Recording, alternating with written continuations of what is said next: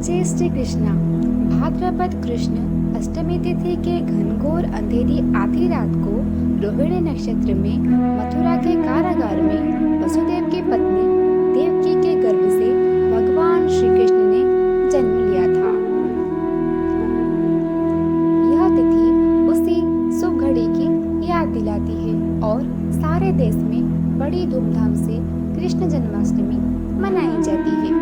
द्वापर युग में भोजवंशी राजा उग्रसेन मथुरा में राज्य शासन करता था और उसके आतताई पुत्र कंस ने उसे गद्दी से उतार दिया और स्वयं मथुरा का राजा बन बैठा।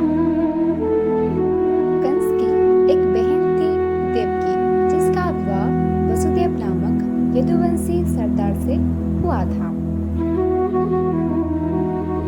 एक समय कंस अपनी बहन देवकी को उसके ससुराल पहुंचाने जा रहा था। तभी रास्ते में आकाशवाणी हुई कि हे कंस, जिस देवकी को तो बड़े प्रेम से ले जा रहा है उसी में तेरा काल बसा है। इसी के गर्भ से उत्पन्न 8वां बालक तेरा काल होगा। यह सुनकर कंस देवकी को मारने के लिए उद्यत हुआ, लेकिन वसुदेव जी विनयपूर्वक कहा, मेरी जो भी संतान होगी मैं लाकर तुम्हारे सामने रख दूंगा।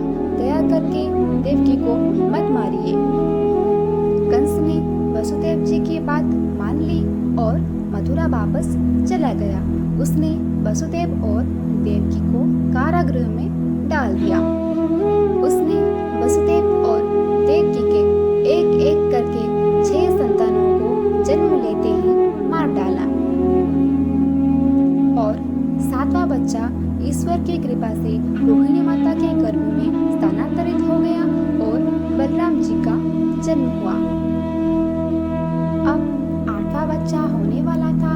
कारागार में उन पर कड़े पहरे बैठा दिए गए और देवकी वसुदेव को घोर कारागृह में डाल दिया गया। जिस समय वसुदेव और देवकी को पुत्र पैदा हुआ, उसी समय संयोग से माता यशोदा के गर्भ से एक कन्या संतान का जन्म हुआ, जो कुछ और नहीं सिर्फ एक माया थी। जिस कटोरी में देवकी और वसुदेव गए थे, उसमें अचानक प्रकाश हुआ और उनके सामने शंख, चक्र, गदा, पद्म धारण किए हुए चतुर्भुज भगवान प्रकट हो गए। दोनों भगवान के चरणों में गिर पड़े। तब भगवान ने उनसे कहा, अब मैं पुनः नवजात शिशु के रूप में धारण कर लेता हूँ। तुम मुझे इसी समय अपने मित्र नंद जी के घर वृंदावन में भेज आओ और उनके यहाँ जो कन्या संतान जन्मी है उसे लाकर कंस के हवाले कर दो।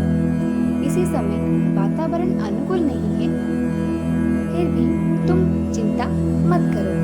जागते हुए सारे पहरेदार सो जाएंगे, कारागृह में फाटक अपने आप खुल जाएंगे और अपनति अथवा यमुना तुमको पार जाने का मार्ग दे देगी।